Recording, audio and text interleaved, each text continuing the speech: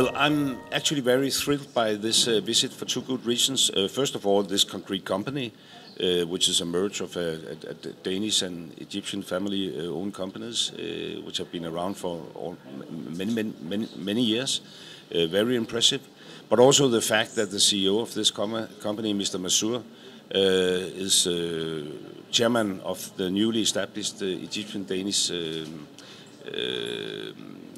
Business Center, which was established in Denmark during President Sisi's visit, and hold a huge potential for increased not only trade but also bilateral investments in the future. So I think it was a very fruitful and useful visit.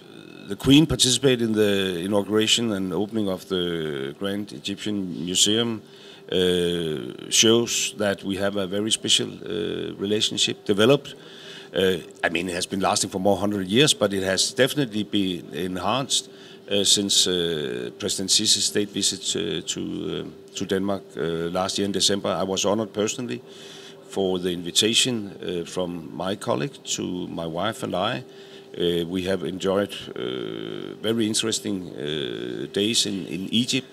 The opening show was remarkable, fantastic. And we also had the opportunity to visit the museum with the Queen the day after, and it was very, very impressive indeed.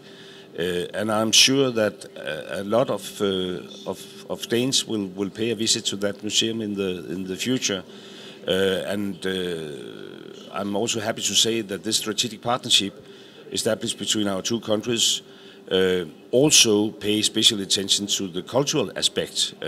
Not only that, but that is also important, because history is what ties us together as peoples.